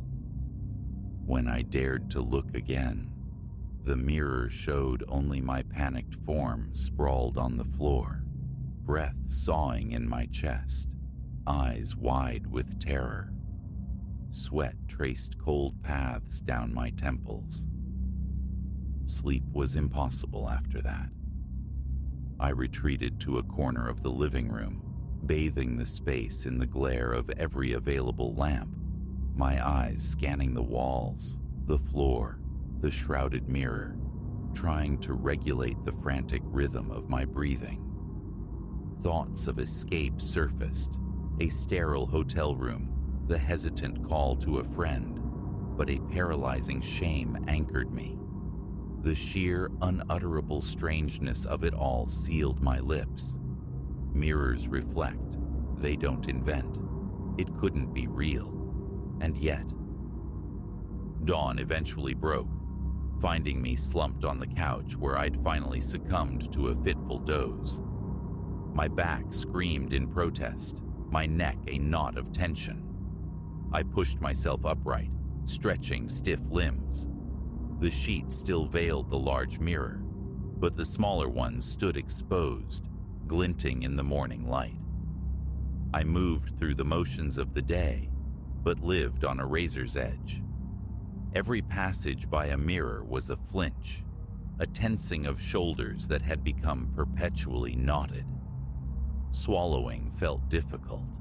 A frantic energy propelled me through the apartment, checking locks on doors and windows, searching for any sign of physical intrusion. Everything was secure. The breach wasn't physical, it was reflective.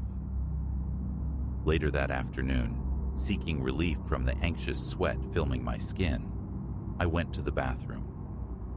Leaning over the basin, I let cool water splash against my face.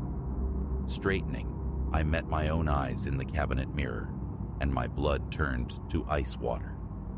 It was there again, pressed close behind my left shoulder, so near that its reflected presence felt almost tangible.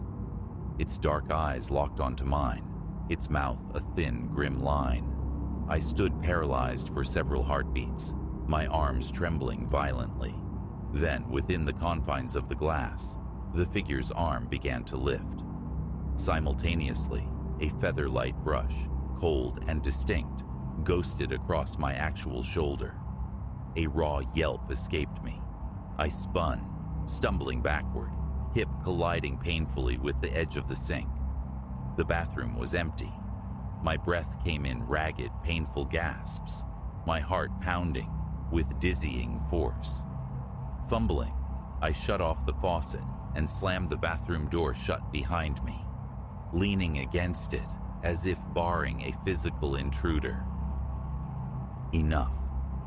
This parasitic presence, whatever it was, could not be allowed to trespass further. A cold resolve settled over the panic. I retrieved a screwdriver from the small toolbox stashed near the coat rack. In the bedroom, I attacked the mirror on the closet door, a cheap fixture, likely original to the building. Nails shrieked in protest as I pried. A sliver of the doorframe splintered away. Finally, it came loose. Trembling, I carried the mirror into the living room and leaned it face down against the wall. My hands shook so badly I had to sit, breath catching in my throat. My gaze fell on the shrouded mirror behind the sofa. A desperate urge rose to purge the apartment of every reflective surface, yet a deeper intuition whispered it might be futile. If it could manifest in the dead screen of a television, the dark pane of a window at night, what good would removing mirrors do? Still, propelled by frantic energy, I began unhooking the smaller mirrors, stacking them carefully in the hallway.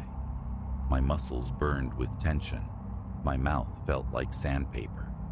A glance at the clock. 7 p.m. Darkness was descending again. I switched on every light, banishing shadows with an almost religious fervor. Around 9, pacing the narrow hallway, debating the merits of smashing the collected mirrors versus hiding them in the building's storage unit, my eye caught movement. The sheet draped over the large living room mirror rippled, a subtle undulation, as if disturbed by a hand passing underneath. My lungs seized. I froze, staring, praying it was a trick of my frayed nerves. Then, undeniably, it shifted again. A distinct bulge pressing outward against the fabric. Heat flooded my face, adrenaline singing in my veins. Screwdriver gripped tight. I took a hesitant step forward, then another, until I was close enough to see the faint outline beneath the cloth. My palms slicked with sweat. My heart hammered against my ribs, a frantic prisoner.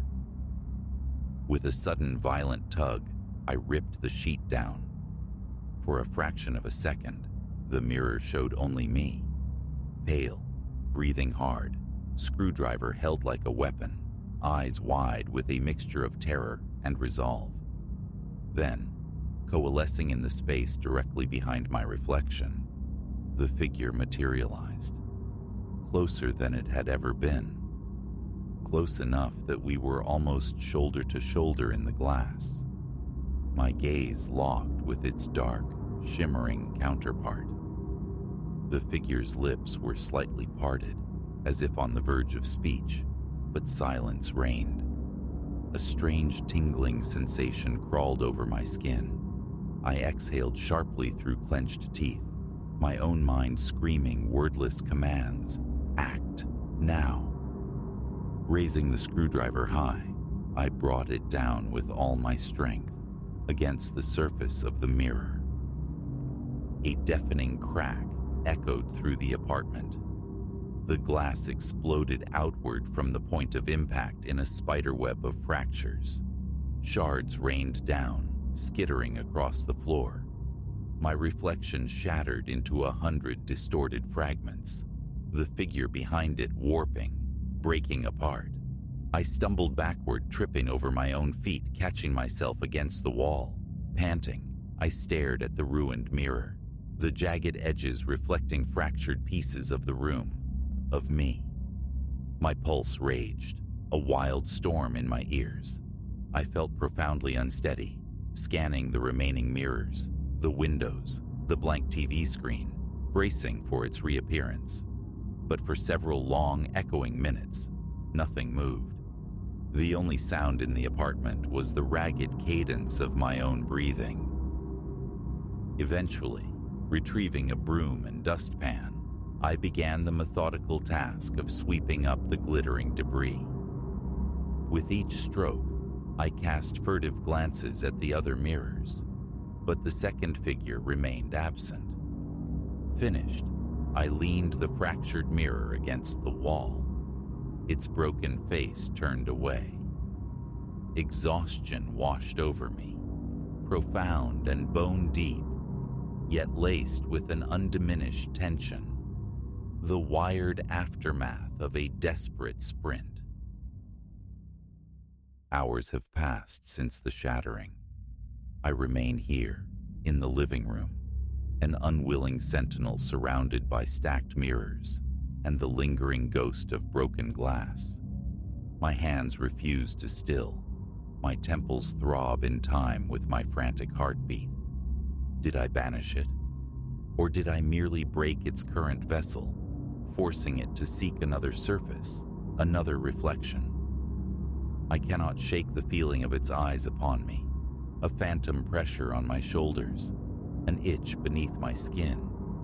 Is it lingering presence, or just the residue of fear? Every reflective surface in this apartment now feels hostile, a potential gateway. Leaving haunts my thoughts. Grab a coat, pack essentials, flee into the anonymous night, or perhaps wage a more thorough war. Eradicate every mirror, every pane of glass, scour the apartment of anything that could hold an image. Right now, though, I simply sit, trying not to look too closely, too long, into any polished surface. Fear coils deep within me, a cold serpent whispering that if I see that figure again, that other Silas, I might finally lose the ability to distinguish the reflection from the reality, the phantom from the self.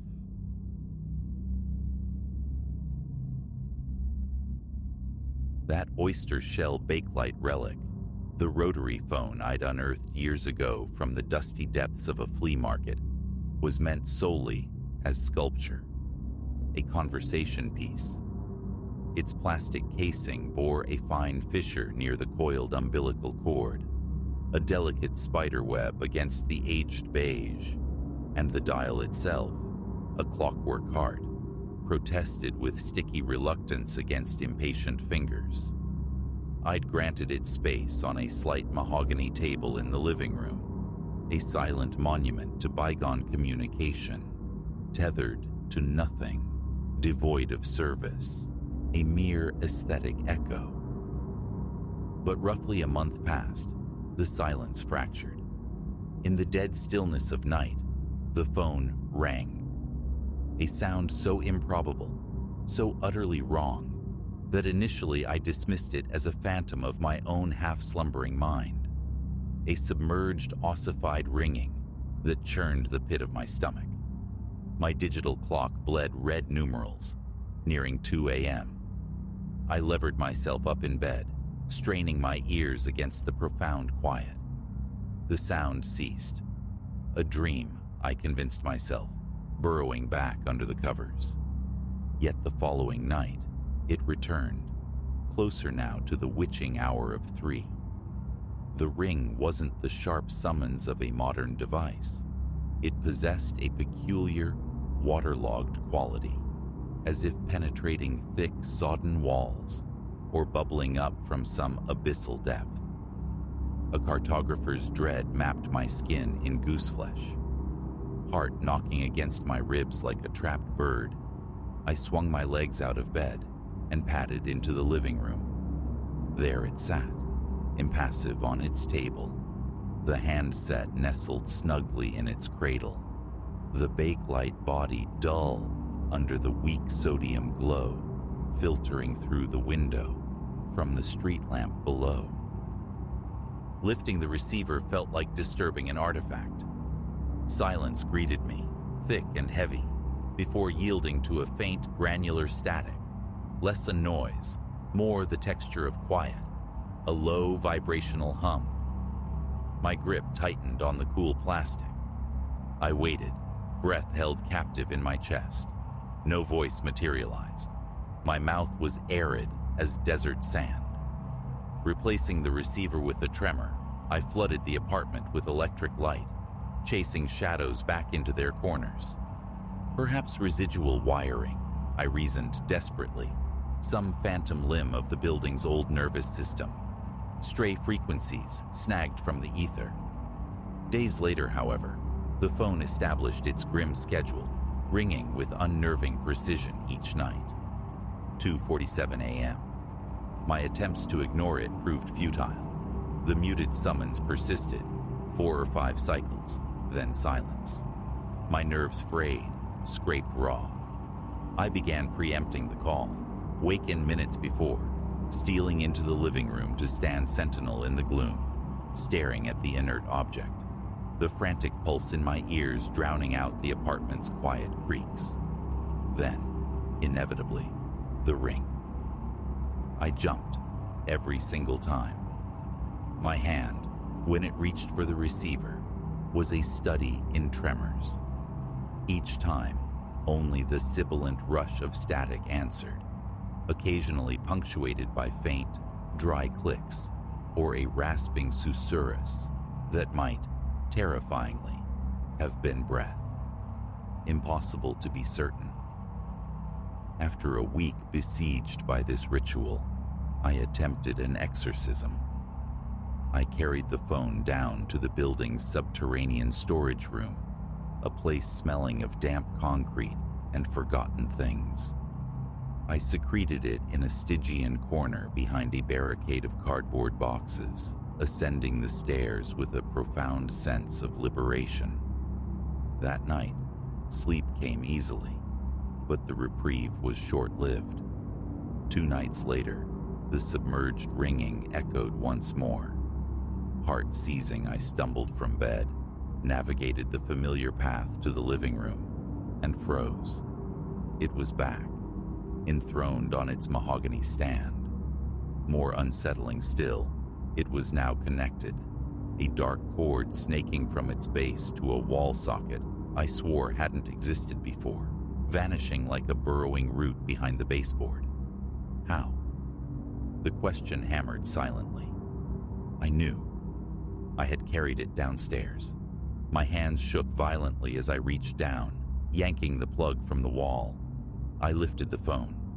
It felt unnaturally cold, dense. I consigned it to the back of my bedroom closet, behind a bulwark of old coats, turning the key in the lock for good measure. That night, 2:47 a.m. arrived with its punctual dread, the ring.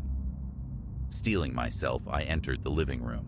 The phone sat on its table, serene, defiant. The closet door remained securely locked. Yet, here it was. I snatched the receiver from its cradle. Static roared, a sudden squall in my ear, before diminishing to a series of faint, intermittent crackles. Then, a voice, or the ghost of one, dredged from gravel and dust, repeated my name, Elias, over and over. A low, desiccated whisper, Elias, Elias. I dropped the receiver as if burned. It clattered against the table. My knees buckled. Scrabbling back to the bedroom, I slammed the door, the sound echoing the frantic beat of my own heart. Sleep was an impossibility. Dawn found me hollow-eyed. Forcing myself to confront the living room, I found the phone exactly as I'd left it, receiver askew. But the cord once again lay disconnected beside it, inert on the tabletop. A powerful urge arose to hurl it from the window, to shatter its bakelite shell against the pavement below. Yet, an invisible tether held me back. Fear was a cold knot in my gut, yes, but woven through it was a strange, insistent compulsion. Not possession, precisely, but a gravitational pull. Perhaps, I rationalized, it was merely a morbid fixation, a desperate need to impose logic onto the illogical. I began setting my alarm for 2:45 a.m., preparing myself. It became a grim routine. Wait by the phone, lift the receiver on the first ghostly ring. Static, whispers like dry leaves skittering, faint clicks. These were my nightly companions. Sometimes, straining, I thought I perceived the cadence of a voice, the shape of a phrase. but it always dissolved before coalescing. "Who is this?" I'd plead into the void. "What do you want?" Silence, or the indifferent hiss of the static, was my only reply. One night, the rasping sound returned, slower this time, labored, breathing. I could hear it distinctly over the frantic counterpoint of my own shallow breaths, the blood pounding a frantic rhythm in my temples. "Hello?" I managed, my voice thin. "Can you hear me?" The response was a murmur, soft, unintelligible, like words spoken through layers of felt. I strained, focusing all my will on deciphering the sound, but it remained frustratingly murky, indistinct. Hanging up, I stared at the phone, my palms slick with sweat, my mind a frantic hive of unanswerable questions. Sleep became a forgotten luxury. I drifted through my days at work in a fog, nodding off at my desk until my supervisor inquired, with thinly veiled concern, if everything was all right. I mumbled excuses about insomnia, unwilling, unable to articulate the absurdity unfolding in my apartment each night. Who would believe such a tale? Friends might jest about poltergeists or spectral signals, but the reality was devoid of humor, steeped only in a pervasive, chilling unease. My own home felt alien, the shadows pooling thicker in the corners even under the midday sun. Every glance towards the mahogany table sent a fresh spike of anxiety through me. I grew irritable, withdrawn, my temper short-fused. My colleagues exchanged worried glances, but I deflected their concern. Another week bled away in this pattern of nocturnal dread and daytime exhaustion. I called a telecommunications company, grasping at straws. Could a disconnected phone, I asked the weary-sounding technician, somehow intercept stray signals and ring? He'd never heard of such a thing, he replied flatly. Radio frequencies, perhaps, but that wouldn't account for the whispers, the static with its semblance of intent. His unspoken advice hung heavy in the air. Throw the damned thing out. Frustration simmered. I nearly did it. Phone in hand, I walked to my front door, my fingers hovering over the deadbolt. But a peculiar tightness seized my chest, a physical resistance. Defeated, I returned the phone to its place. Some insistent, irrational part of me whispered that tonight's call needed to be answered. That evening, I attempted normalcy. A meager dinner, the flickering inanity of television, a conscious effort not to track the clock's slow crawl. I did push-ups on the living room floor, trying to burn off the nervous energy thrumming beneath my skin, but my gaze kept snagging on the silent phone. Restlessness coiled within me, my muscles taut as wires. Sleep, when I finally retreated to bed around midnight, remained elusive. I lay staring at the ceiling, a prisoner awaiting a known yet terrifying hour. 2:46 a.m. My heart surged. I rose, the familiar path to the living room worn smooth by repetition. Right on schedule, the 4 muffled rings pulsed through the quiet. I lifted the receiver instantly. Static hissed, then subsided into pregnant silence. "I'm here," I whispered, my voice hoarse. "I can hear you." A faint susurrus answered, shaping itself almost into my name again. "Elias." Sweat beaded on my forehead. I forced the words out. "I'm listening. What do you want?" The static swelled, crackling louder, rising and falling in waves as if struggling towards articulation. I stood frozen for a full minute, the receiver clamped to my ear, my entire body rigid with tension. Finally, a single garbled syllable broke through the noise, distorted beyond recognition. Then, abruptly, the line went dead.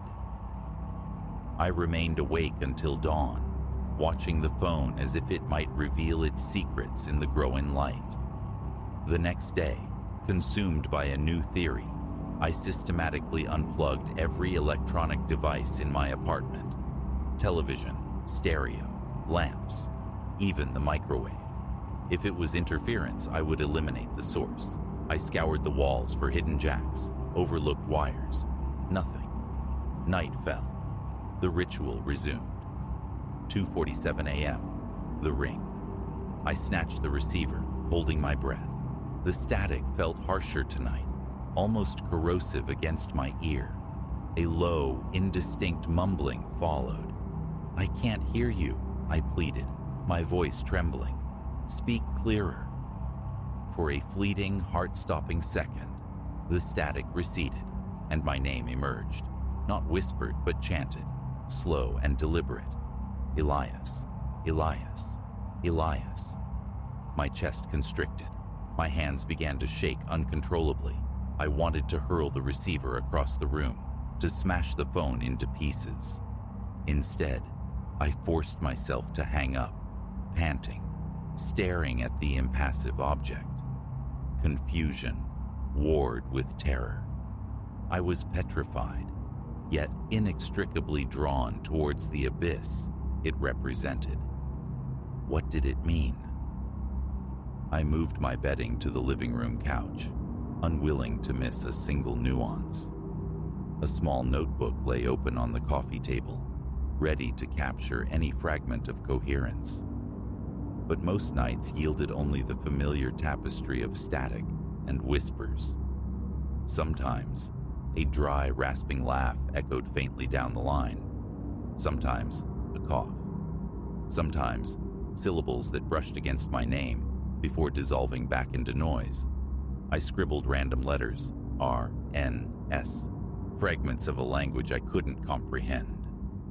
My apartment devolved into chaos, littered with coffee cups, monuments to my frayed vigilance. Food became an afterthought, quick snacks consumed while waiting for the nightly vigil. My existence began to orbit the 2:47 a.m. call. Friends faded, plans dissolved, texts went unanswered. I was hunting something, some elusive truth just beyond the veil of static. My reflection became a stranger, pale, hollowed eyes bruised with sleeplessness, clothes perpetually rumpled. Every sound set me on edge. The refrigerator's hum became a menacing drone. The floorboard's creaks sounded like footsteps. One night, I resolved to assert control. When the phone rang, I answered with forced belligerence. "Stop calling me," I commanded, though my voice wavered. "Leave me alone." The static surged, intensifying into a low growl that vibrated through the receiver, then abruptly ceased. Silence. A flicker of triumph warmed me. Had I finally broken the connection? Seconds later, the phone rang again, louder this time, more insistent. I snatched it up. "What do you want from me?" I hissed. The static exploded against my ear, a painful blast, and then the chant returned, slow, relentless. "Elias, Elias, Elias." Closer now, intimate, as if whispered directly into the canal of my ear. I slammed the receiver down, my hands shaking, my body flushed with a volatile mix of rage and fear.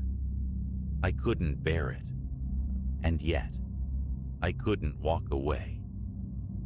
The following week unfolded with grim predictability. The phone rang, every night, without fail. My perception of time grew distorted, days blurring into a prelude for the inevitable 2:47 a.m. rendezvous. I dreaded the night, yet paradoxically, I craved it. I found myself pacing, lifting the receiver minutes before the appointed time, hoping to catch it off guard, to hear something, anything different. But the call adhered rigidly to its schedule. When it came, I answered. My responses varied: calm inquiry, frustrated shouts, desperate pleas. The result remained unchanged: static, clicks, whispers, the chilling echo of my own name. Each call left me depleted, terrified, yet the compulsion remained. I needed a breakthrough. I needed intelligible words. I needed to understand what was happening.